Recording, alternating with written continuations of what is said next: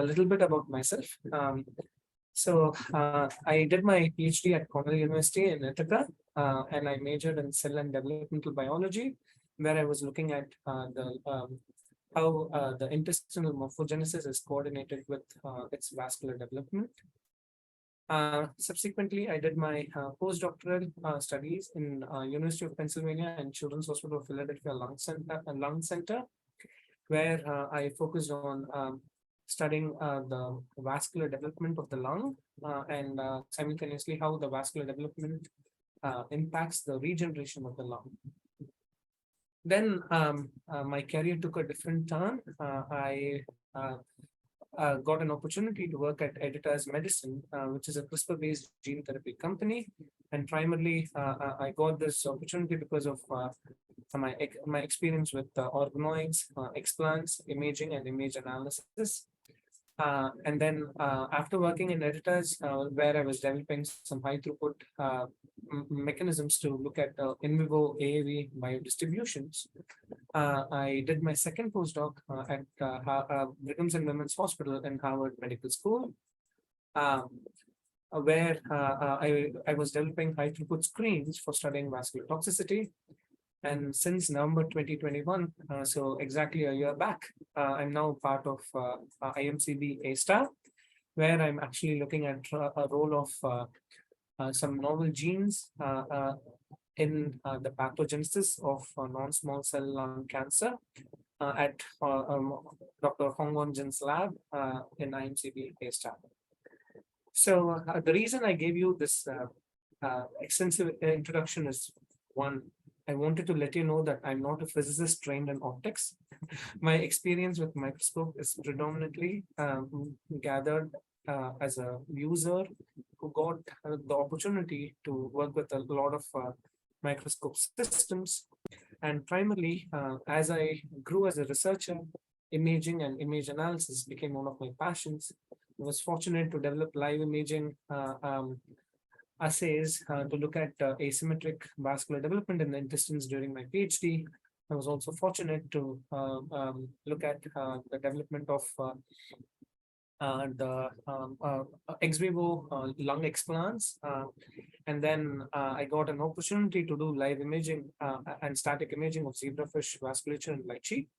And in the row below, I'm highlighting this because using lightsheet, I was able to characterize the pulmonary vascular development, that is the arterial development as well as the lymphatic development, and how it is coordinated with the airway development.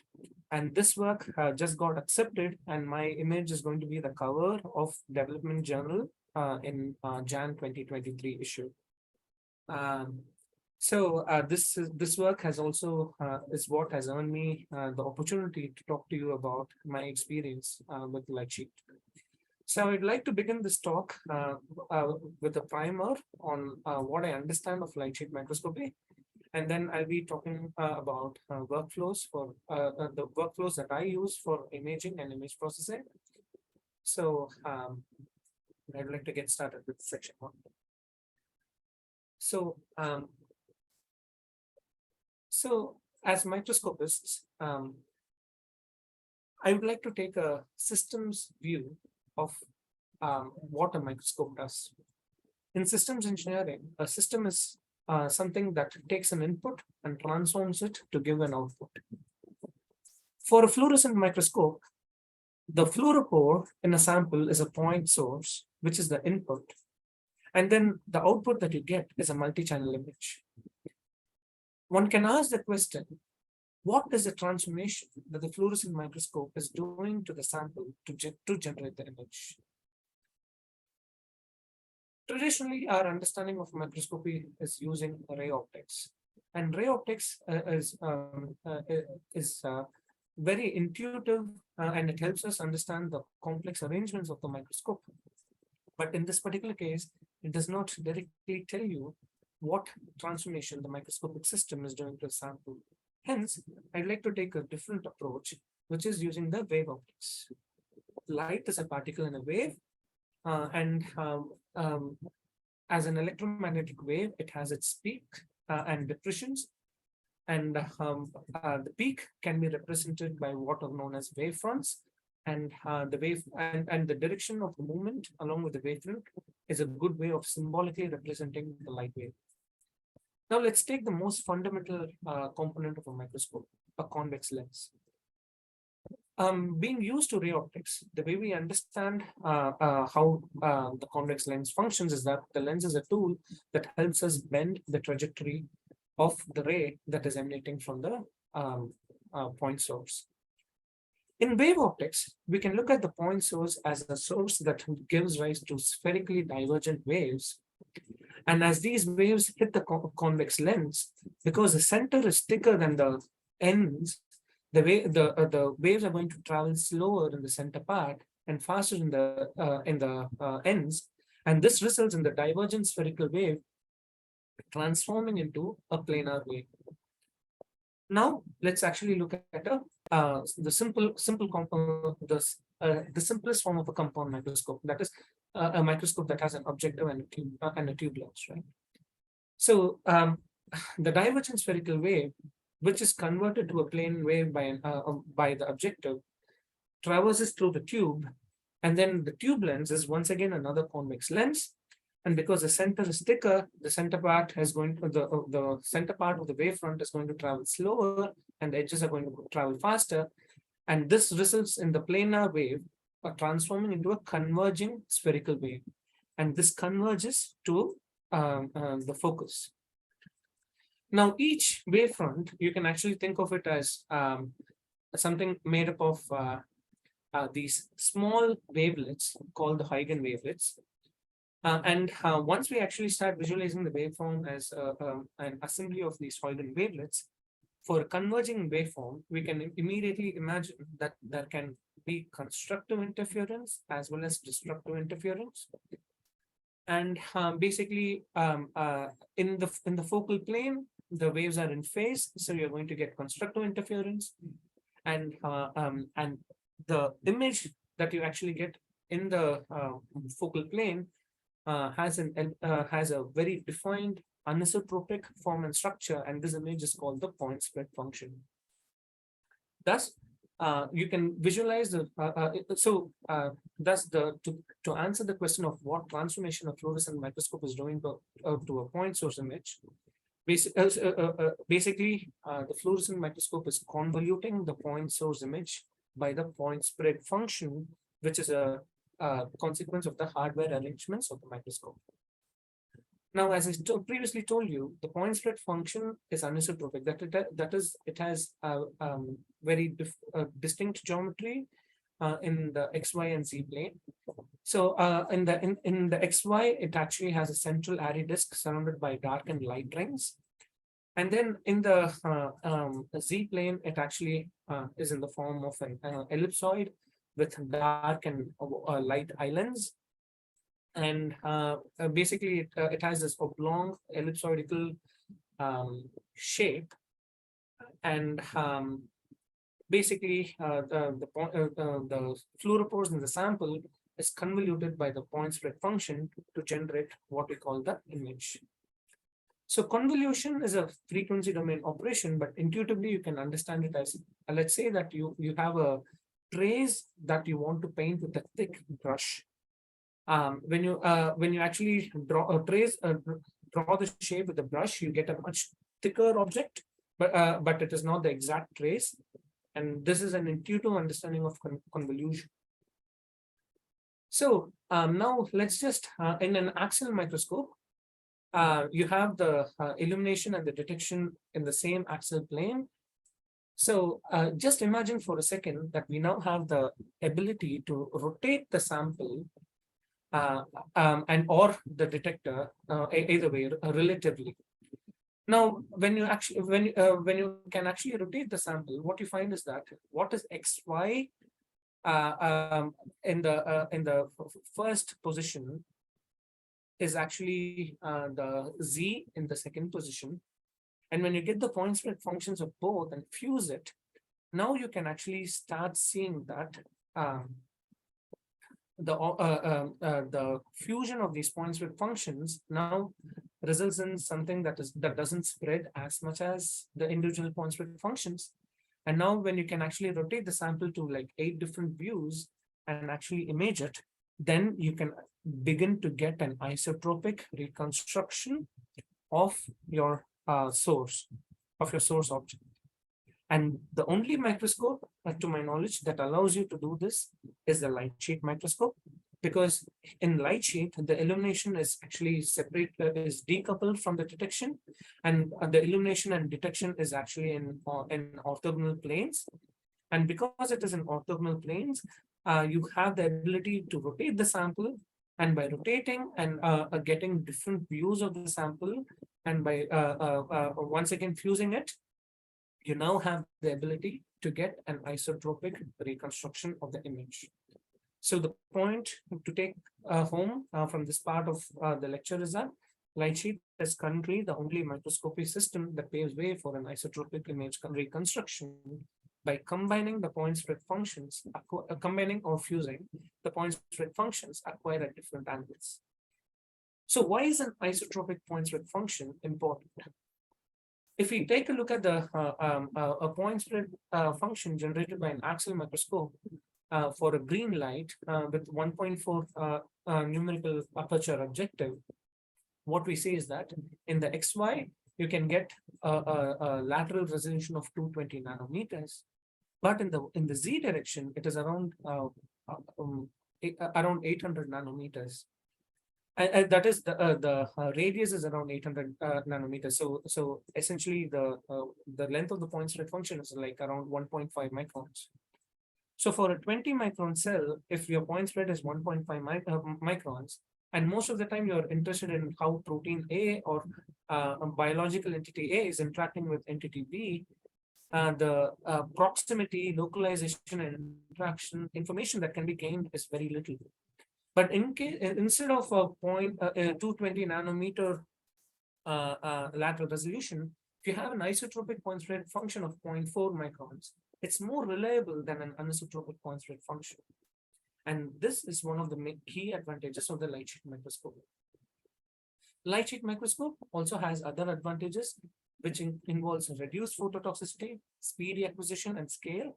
And I'll show you shortly how light sheet manages to accomplish this. Before that, let's take a slightly deeper look into the point spread function. What are the factors that affects the point spread function? Wavelength is one of the factors that affects the size, because point spread function is smaller for the shorter wavelengths, and it is actually larger for the larger wavelengths.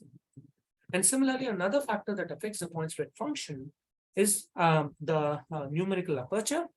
So high numerical aperture, because of a wide angle of light cone, has a tighter point spread function, whereas a low numerical aperture is will have a much spread out point spread function. And light sheet is a microscope that actually uses objectives of both low numerical aperture as well as high numerical aperture. The illumination component of a light sheet utilizes objective with low numerical aperture so that it can actually produce a sheet which is more uniform. So basically how it works is that, sorry, I just want to make sure that are you guys able to see my pointer? No, right? Okay. Okay. So basically what happens is, as I previously told you, the converging spherical wave from the tube lens will converge at the foci, and then it will begin to diverge once again. And as it comes, there's something called as a depth of focus.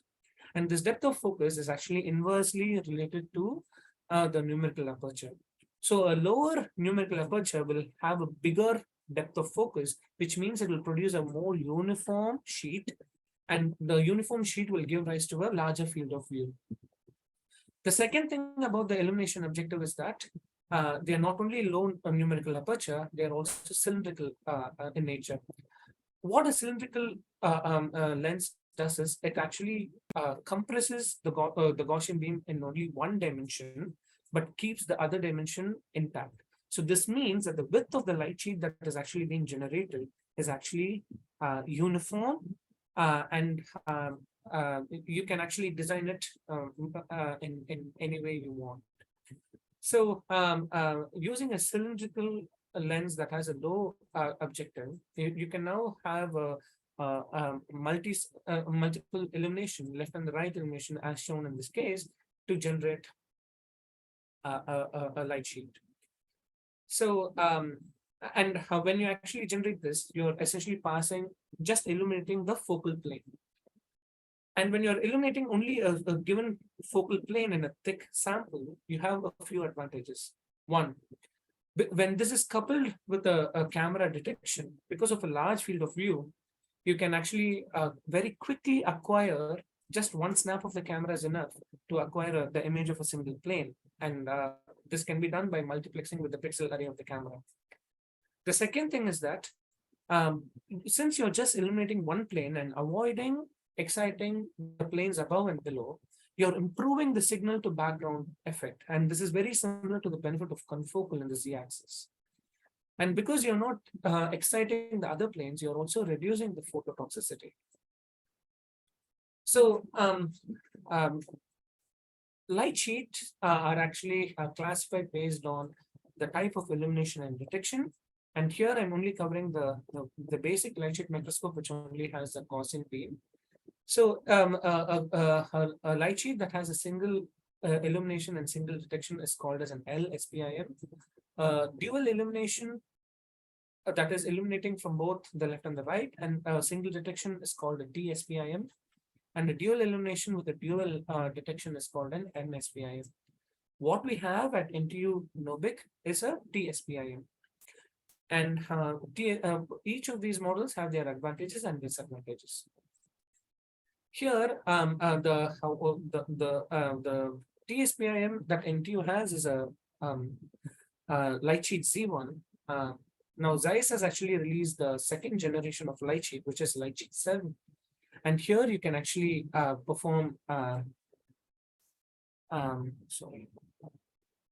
here you can actually perform a real-time adjustment of the light sheet. So over here, what I'm actually showing is, I'm just showing you the Gaussian beam that is coming from the right.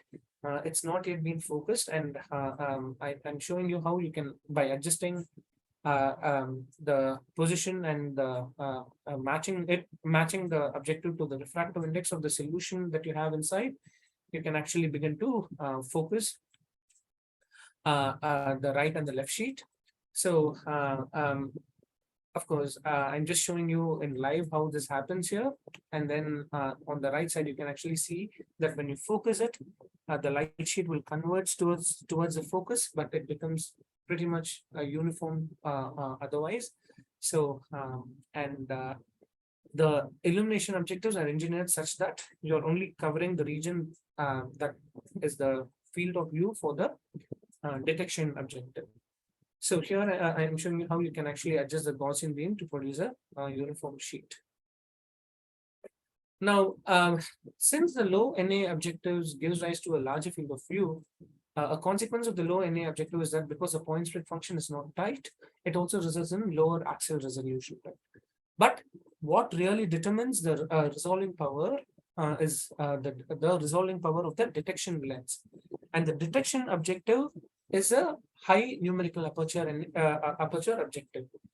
And the numerical aperture is directly related to the image resolution, because on the left you see a image with the low numerical aperture, and on the right you see the same image with a high numerical aperture, and you can see that the resolvability of the image has significantly increased. So by using a high detection, high NA detection objective, you can control the resolving power or the resolution of the image that is being generated.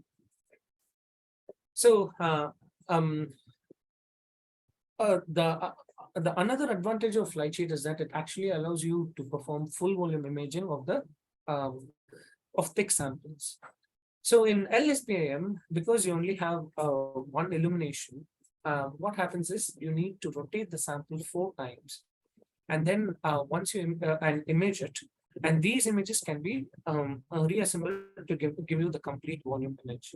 The issue is the algorithms are more sophisticated because it has to actually integrate images taken at different angles. So the skewing, it has to take into account the skewing that happens at different angles. In the T-SPIM, you just have to rotate the sample by once to get a whole volume image. But if you need an isotropic resolution, a minimum of 8 views of 45-degree rotations is recommended.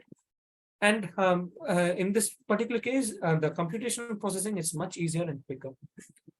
The MSPIM for a whole volume image, I mean, you can get a whole volume image, but for isotropic resolution, you have to image it twice.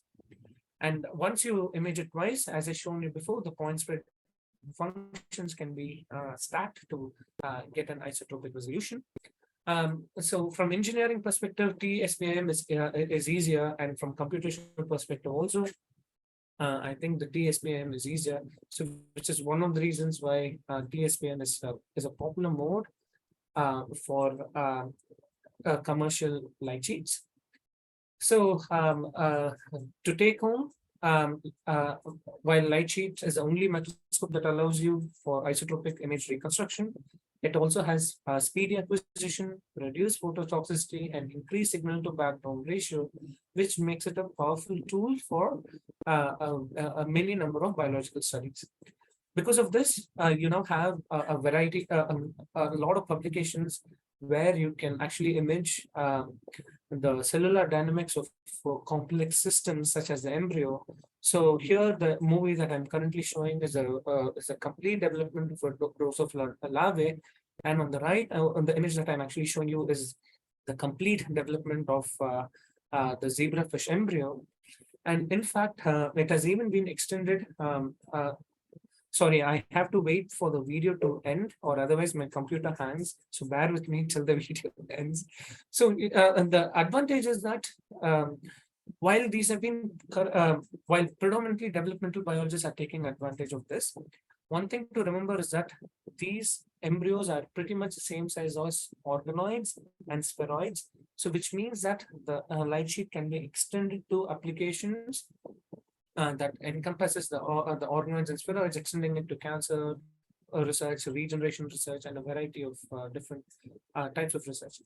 And this is one of my favorite With movies. these new capabilities, we can image mouse development from the symmetry breaking event of Basically, the anisotropic mouse development has been imaged for up to 10 at days. the high spatiotemporal resolution required to track individual cell behavior. Right.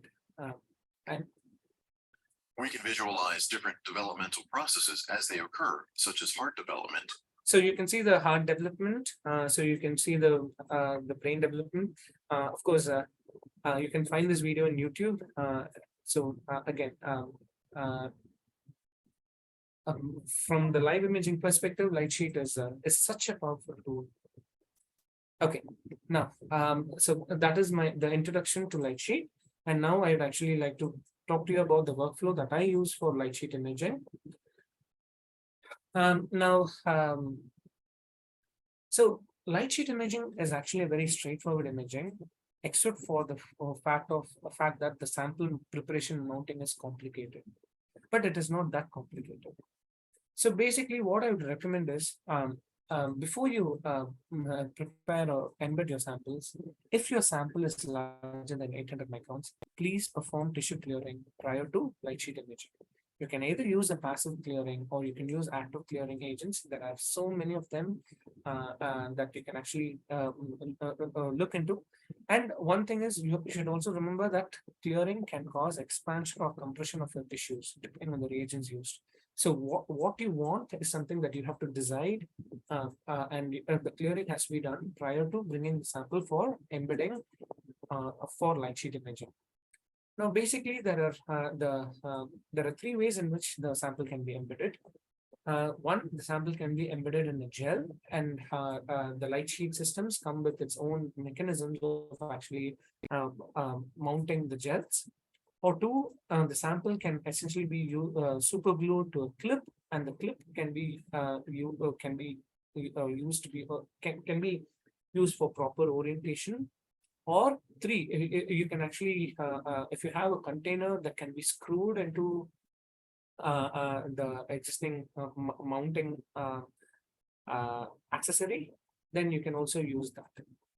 So, and here, the thing is, while the lightsheet Z1 that NTU currently has is good for like medium-sized tissues such as embryos or organoids. When it comes to the large samples, there are physical constraints to it. And the second generation of lightsheet, which Zeiss has released, actually has these large chambers where you can take an entire brain slice and you can superglue it to an accessory that is provided. And once you actually do that, there are these. It's also a feature that is unique to lightsheets. Sorry, I should have muted my voice. So basically, there's a robot that can essentially orient your sample in a very precise way. So, of course, once you actually embed your sample, because it's a very simple system, it doesn't have the point scanning systems like the confocal, it's simple camera. All you have to do is adjust the laser power, decide whether you want to go for a single illumination or dual illumination, or you want to have a fused illumination, and then just decide the camera's exposure time to obtain an image.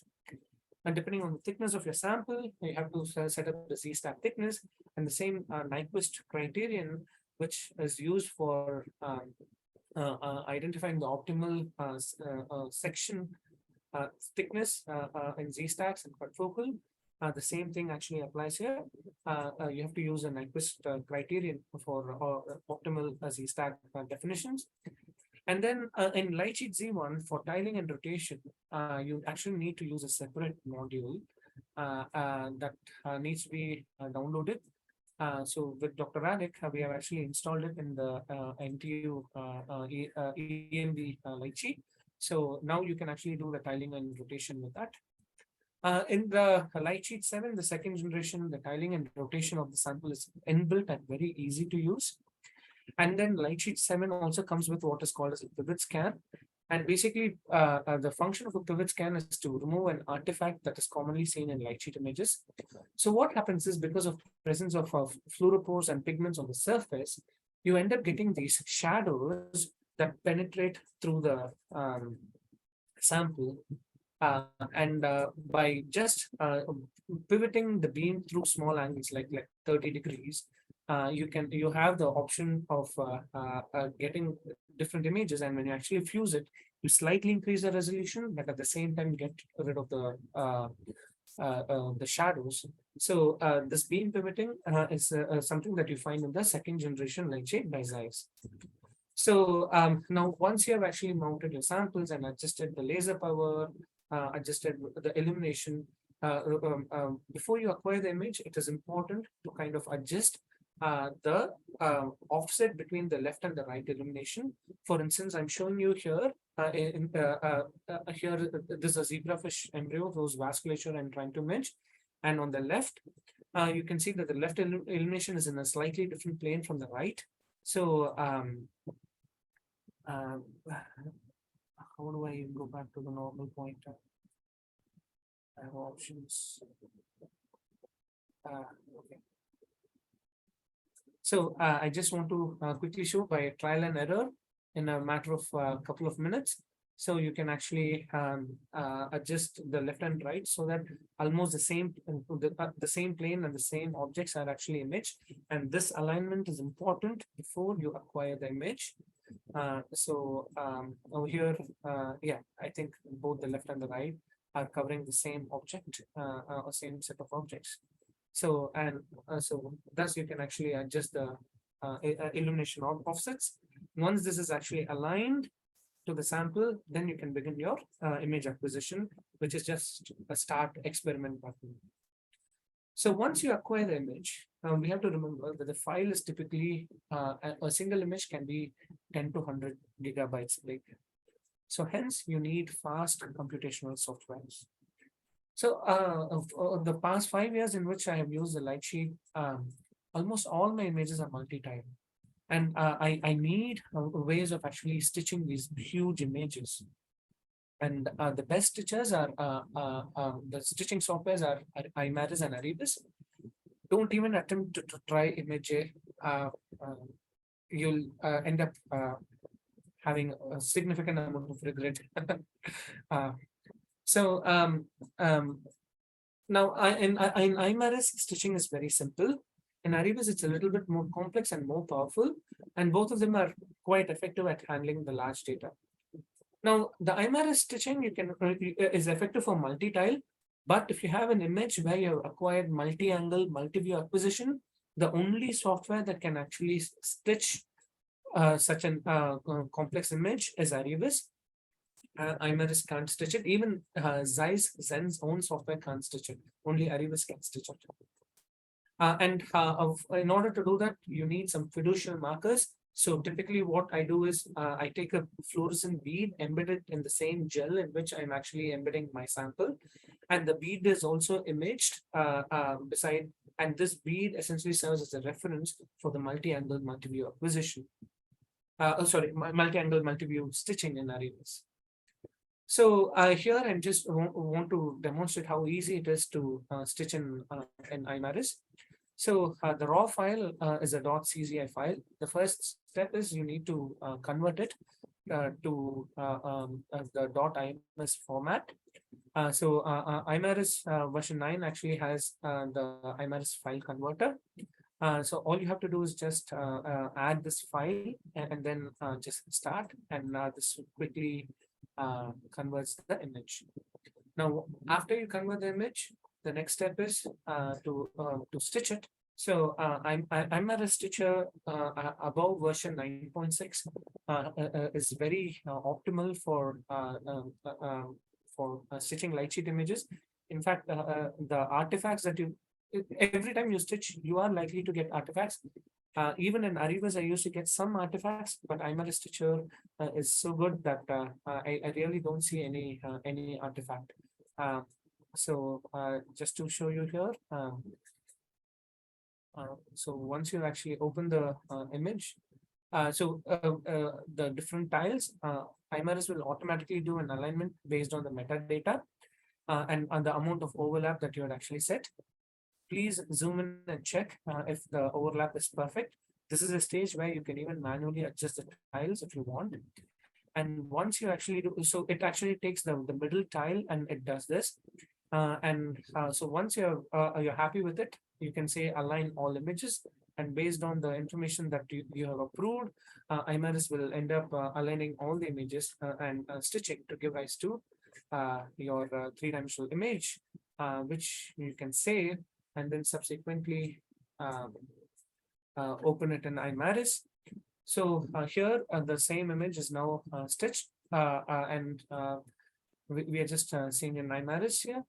I just blasted it because I want to see how much is the optical background and how much is the tissue background. So there's a reason I typically blast. In IMARIS, you have a wonderful function called the background subtraction. And the background subtraction is very powerful at removing the optical noise that is generated. So the first step I would recommend is like you can do a background subtraction, but even before background subtraction, one thing that I would like to recommend is like you can do your Gaussian and median filters. It makes the background subtraction more accurate, but you can also do it vice versa. It really depends on your image on how to do it. And then once you actually do the background subtraction, the next thing is to remove the tissue background. So once again, IMARIS has this option called baseline subtraction, where once you can actually so why am I doing background subtraction? Okay, sorry. So you can do a baseline subtraction where by looking at the histogram, let me just point it. So by looking at the histogram, you can actually arrive a conclusion at like at what point is the tissue background, and then you can also subtract it. Importantly, one thing that I would actually recommend is that you should do a step called normalization. So what happens is that the deeper layers of the sample, usually what as the illumination light from the illumination objective enters your sample, in the deeper layers, the photons tends to get degraded. So the deeper layers are less brighter when compared to the other ones. So when you do the combination of the image filter, such as Gaussian medium filter, and an option called normalization, the intensity is normalized, and you can actually start recovering more information that is present in the deeper layers, and the periphery alone will not appear bright. The light will appear more diffuse when you actually follow this. I would recommend this basic image processing in IMRS before even looking at your before even doing any subsequent analysis. So typically after doing this in IMRS, I would actually recommend deconvolution. So for deconvolution, the best software I've used is Huygens, SVI Huygens. It has a CMLI deconvolution algorithm that is excellent. And what it actually does is it splits your large image into bricks, and it actually does it brick by brick. And because of that, it is very effective for large data sets of light sheet. The largest data set that I acquired of light sheet was 800 GB live imaging movie. And thanks to Huygens, I was able to do a deconvolution. Every other software like just failed. Even my MATLAB algorithms failed, but Huygens algorithm is so good. It runs on GPU, and it is quite effective when you compare the size of the image that you actually do it. But it is very important that you follow the Nyquist sampling for Zeiss specification, because what Huygens software requires is that it requires you to enter the imaging parameters, and after that it will compute its own theoretical PSF, which it uses for doing the deconvolution. And so Nyquist sampling is mandatory if you want a successful deconvolution of your light sheet image using SVI Huygens. IMRS has a deconvolution module, which is simpler, but I'm personally not a big fan of it, because it's okay. I still found some artifacts in some of the images that I need to process, whereas Huygens was much more effective. So you need to empirically determine the number of iterations and the algorithm to be used. The Lightsheet 7, the Zen with Lightsheet 7 actually has a new algorithm.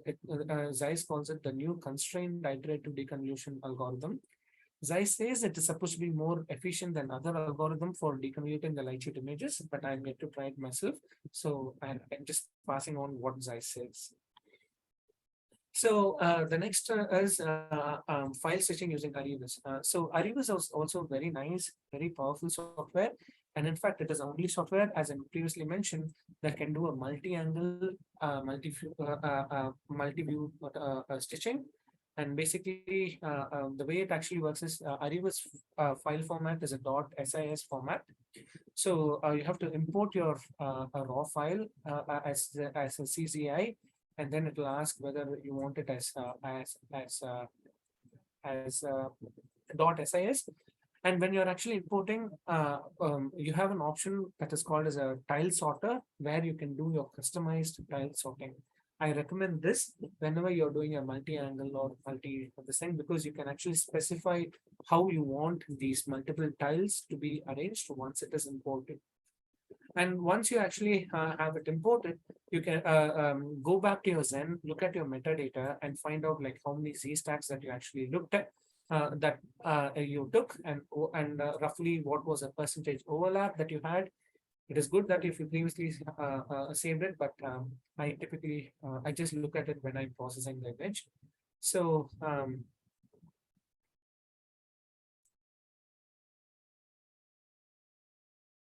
yeah, so here I'm just looking at the metadata info, and then finding out how many tiles, or how whether what directional scan that I actually use for acquiring the tiles, and I also set the percentage of overlap, and then this kind of tells me how the image was actually acquired. So here, if you actually look into the option, it also gives you an option of like the multi-view, multi-angle stitching, which I would highly recommend if you're ever doing that.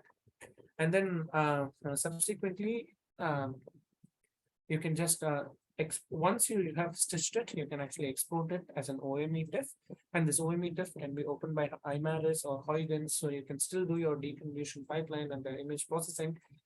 Because IMRS does more smoothing and for the 3D rendering, images typically appear much better in IMRS. So I would say, like, for your publication quality images, you can stitch it in Aravind, deconvolute in Huygens, and then capture your snapshots in IMRS. Now, subsequent to this, it is difficult for me to give one pipeline because depending on your sample, you have to do your customized image analysis and really what you want to do. There are common tools that facilitates things like image segmentation, such as ImageJ, Cell Profiler, Halo.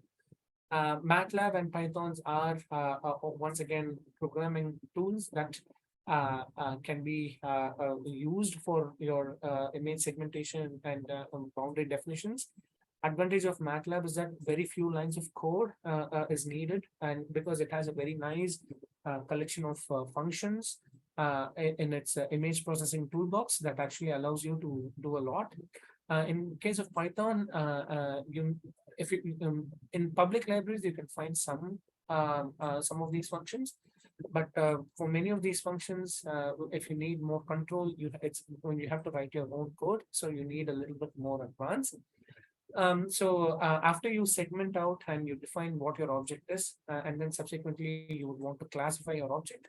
And now there are many existing algorithms like YOLO, such as which does supervised machine learning, unsupervised machine learning, and deep learning. And then you can also use some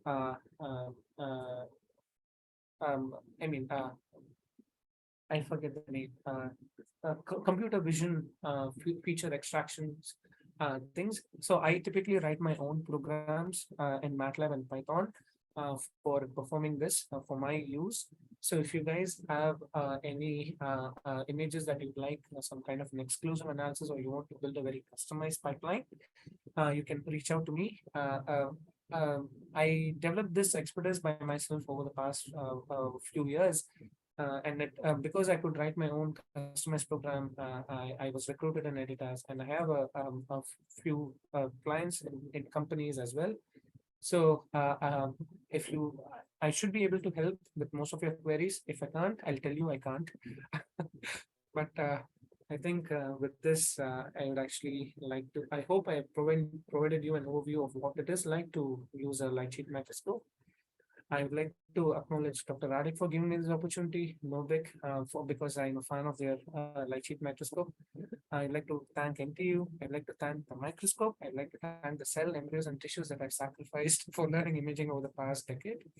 And I'd like to thank all my past and present mentors for giving me the knowledge to give this talk. Thank you very much. Thank you, Aravind, for your very interesting talk. And we have now time for questions. Hi, hello, hi, Aravind. Thank you for the talk. I'm curious about the isotropic calculation. Right. Is it easy? Because when you do the rotation, right, your sample is never in the center of the axis. And how does the algorithm actually? Right. Do you need a fiducial or some kind of marker to? Yes, you don't need a fiducial marker. So typically what I do is I take a fluorescent bead. So when I'm actually embedding my samples, I initially titrate the concentration such that I have like 1 or 2 beads that will always be present with each embryo, and then acquire the multi-angle image. And then Aravind actually has this multi-angle stitching where it will ask you for to specify the bead and the different images. And once it does it, I think it's some kind of a transformation, affine, or some kind of an affine transformation and registration combined algorithm, which it uses to reconstruct the image. I see. Does Zeiss does it in their software or? Right. So what Zeiss has done is their Zen can now runs on Arivind's engine. That is, the image is now directly linked to Aravind, so you can send it to Aravind from Zeiss, and Aravind will do the stitching. I see. Okay. Zeiss by itself and IMRS cannot do the multi-angle stitching. Right. And do you need the same amount of Z step for each angle too? Or can you vary, like maybe one side of the sample is actually thinner. So the thing is, I typically take a large enough Z stack Right. that I can keep it same. So Oh, regarding okay, this okay. question, I have my experience is that I only used this thing, so I don't know the answer whether you will vary the Z stack. Okay. Okay, thank you so much. But because you are using landmark registration, I believe that the amount of Z stacks shouldn't be a problem. Right. Okay. Thank you.